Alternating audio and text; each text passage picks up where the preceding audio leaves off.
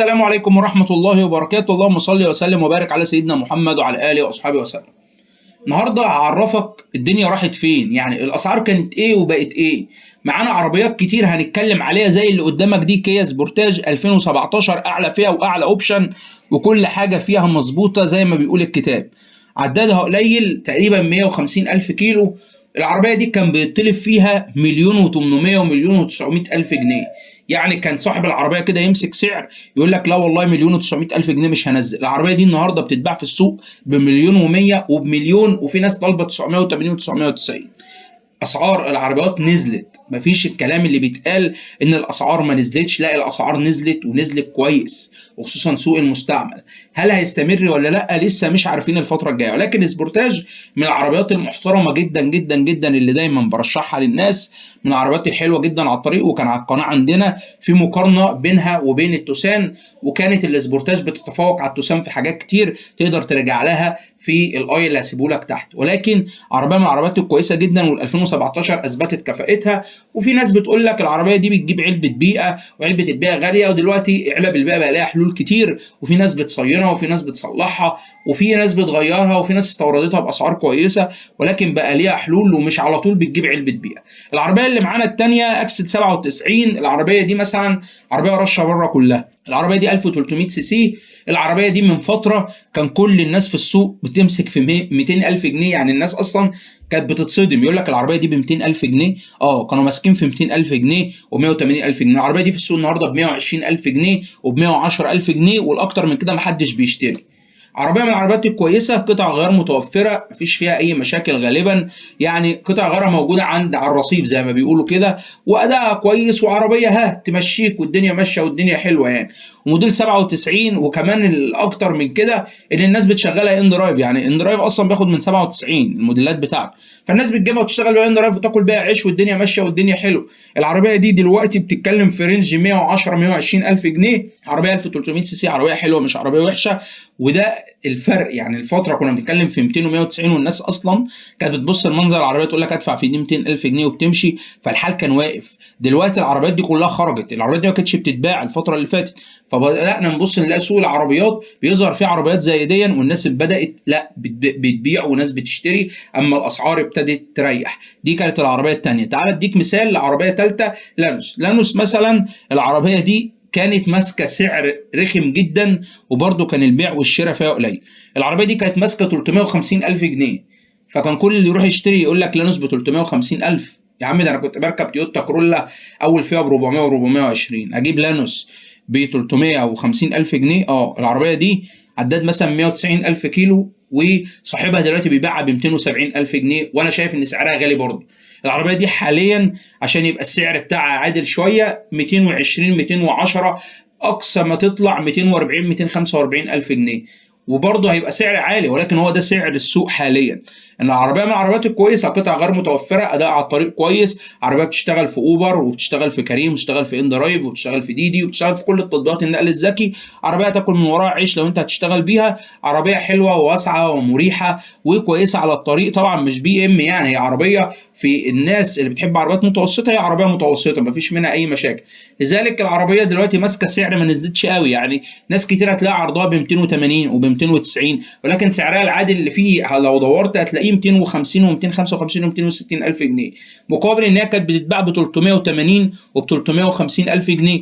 يعني شوف فرق السعر كبير ازاي. ده بالنسبه للعربيه دي. تعال نخش على العربيه اللي بعدها بقى. العربيات دي على هتلاقي ماسكه سعر لحد دلوقتي، وانا متوقع ان سعرها هينزل برضه. يعني لانسر 2017، العربيه الاوتوماتيك المشهوره، ماشيه 75 الف كيلو، مطلوب فيها 780 الف جنيه. العربيه دي سعرها العادل حاليا مثلا 680 الف، تنزل 100 الف عن السعر ده. طب كانت بتتباع بكام؟ كانت بتوصل ل 900 الف جنيه، وما كانش حد بيشتريها بسبب ارتفاع الاسعار. دلوقتي صاحبها طالب 780، وممكن تنزل ل 700 مثلا، هيكون سعر كويس ليها في ظل الغلاء اللي احنا لسه فيه. ولكن عربيه من العربيات الكويسه جدا، العربيات اللي بتتباع حلوه قوي قوي قوي، وعربيه كويسه من العربيات المحترمه اللي انا برشحها للناس. تعال نخش بقى على الاسعار الحنينه شويه. مثلا عربيه اللي الناس كلها كانت بتعشقها في فتره من الفترات، البيجو 504. العربيه دي طبعا لو سالتين عن قطع غيار واكسسوارات ومش عارف ايه، لا مغرقه الدنيا زي التوك توك كده، كل حاجه ليها موجوده وكل حاجه ولكن العربية دي وصلت لمرحلة إن الناس كانت بتطلب فيها 220,000 جنيه و230,000 جنيه و250,000 جنيه. أروح أشتري بيجو يا جماعة 504 بربع مليون جنيه، ده حرام. السعر دلوقتي في السوق للعربية دي 150,000 جنيه وبتنزل عن كده كمان. سعرها طب زمان كان كام؟ زمان كان ب50,000 وب60,000، دلوقتي ماسكة 150 وفي ناس بتبيع ب120 لو حالتها مش قوي شوية. سعرها العادل كام؟ 95 100,000 جنيه. ده هيبقى سعر كويس للعربية دي، ولكن هي من العربيات اللي ناس كتير بتحبها. يعني في ناس كتير بتحب تركب العربية دي زي ما بيقولوا حمالة أسئلة يعني بالبلدي كده. تعال نشوف بس على العربية اللي بعد كده. معانا جراند سيراتو، عربية جراند سيراتو 2021، عربية اوتوماتيك. تعال بقى اقول لك ان العربية دي كانت ماسكة سعر مليون و200 ومليون و300 ألف جنيه، وما كانتش بتنزل جنيه عن الأسعار دي. يعني كل اللي معاه العربية دي كان بيتكلم في مليون و300 ألف ومليون ونص، وكان أسعار عالية أوي. واللي كانت تلاقي أقل سعر ليه مليون 150 ألف جنيه أقل سعر للعربية دي. طب العربية دي عربية حلوة جدا، عربية على الطريق كويسة جدا، من العربيات المحترمة جدا. طيب العربية دي من شهر كده نزلت ل 900 ألف مثلا. العربية دي حاليا بتتكلم في 800 ألف جنيه. يعني شوف في فرق سعر من مليون و300 لحد دلوقتي 800 ألف، في فرق حوالي نص مليون جنيه نزل في سعر المستعمل من العربية دي. وبدأت العربية تمشي، وبدأ سوق المستعمل يحصل فيه بيع وشراء كويس جدا، يعني العجلة ابتدت تلف خلاص وتدور زي ما قلنا. العربية دي حاليا بيطلب فيها في السوق 800 ألف جنيه و850 ألف جنيه و860 ألف جنيه أعلى سعر شفته ليها في السوق. ولكن هي من العربيات الحالة اللي حالتها كويسة جدا، من العربيات اللي ناس كتير جدا بتحب تركبها، لأن هي معروفة. يعني الكيا من العربيات، هي والسبورتاج والحاجات دي من العربيات اللي انت هتجيبها وهتريح نفسك دماغك منها بعد كده، مفيش منها اي مشاكل. تعال نخش على بعد كده اوكتافيا. اوكتافيا 2010، العربيه دي ماشيه 118,000 كيلو. العربيه دي كان بيوصل فيها السعر ل 900,000 جنيه، وكان سعر مبالغ فيه جدا.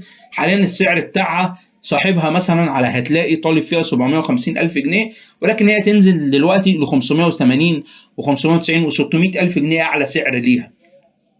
لذلك انا بقول لك الاسعار نزلت، واللي واقف على هتلاقي وماسك سعر عالي ما بيبيعش، عشان تبقى عارف، عشان ما تتصدمش وتقول ايه يا طب ما الاسعار عاليه. هي لا، لازم تبقى عارف كده جوه دماغك ان اللي بيبيع عربيته عارضه على هتلاقي وماسك فيها سعر عالي زي ما انت بتشوف ما بيبيعش.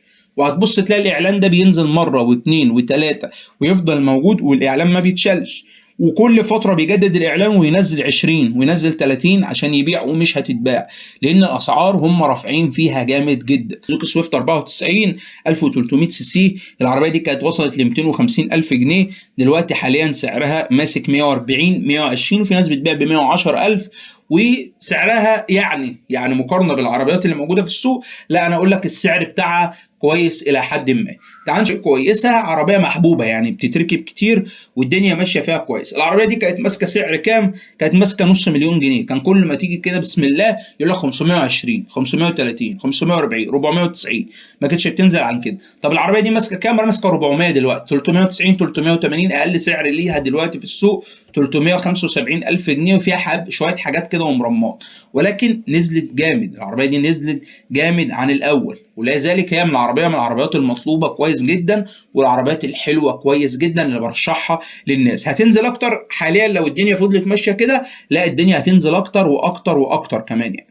هنخش العربيه الاخيره اللي معانا النهارده، هي هيونداي الانترا اي دي 2020 فئه اولى. العربيه دي بقى عشان تبقى عارف، العربيه دي كانت بتطلب فيها مليون و100 الف ومليون و200 الف جنيه، وزي ما انت عايز تقول قول، وصاحبها كان بيحط رجل على رجل ويبيعها. دلوقتي العربيه دي من فتره نزلت وبقت تتباع ب 900، ومن الشهر اللي فات كانت معروضه ب 850، الايام دي معروضه ب 720 الف جنيه. سعرها نزل اكتر، وكانت موجوده في السوق من يومين ب 720 و 750 الف جنيه، وهي ماشيه 124 الف كيلو في عربيه كويسه. تخيل لما انت بقى تقارن مثلا بين الاوكتافيا 2010 انا عرضتها لك اللي صاحبها طالب فيها 800 الف، وبين العربيه دي اللي صاحبها طالب فيها 750 او 800، طبعا هتعرف الفرق كبير قد ايه. يعني انا لما اركب العربيه دي 2020 ولا اركب اوكتافيا 2010 اللي هو نفس السعر، لذلك صاحبها غصب عنه بتاع الاوكتافيا لازم هينزل، لان هو لو مش هينزل العربيه مش هتتباع، هتفضل واقفه زي ما هي ومش هيتباع فيها اي حاجه. ولكن في الاخر بقول لك لو انت هتشتري ونويت، لازم تاخد معاك سمكري وميكانيكي شاطرين ويكونوا ثقه وتابعك، ما يبيعكش ويفلوا العربيه حته حته، عشان العربيات بيبقى فيها كلام كتير، والتجار ساعات بيبقى الا ما رحم ربي بيبقى لاعب في العربيه، والعربيه بتبقى ساعات نصين ومتجمعه وفيها بلاوي. فلازم تامن نفسك كويس جدا وتكشف مره واثنين وثلاثه قبل ما تخلص. ما يعجبكش السعر فتجري عليه وتفرح، استنى شويه كده، تمهل واكشف مره واثنين وثلاثه. لو امين اتكل على الله وصلي استخاره وخلص في العربيه. ان شاء الله الفتره الجايه فيديوهات، معلش احنا اتاخرنا عليكم بقالنا كتير ما بننزلش لان الدنيا كانت مريحه والسوق كان واقع، لكن الفتره الجايه هنبتدي نشتغل شويه في الزيرو وفي المستعمل ان شاء الله. جمعنا الله واياكم في جنه عرضها كعرض السماوات والارض، والسلام عليكم ورحمه الله وبركاته.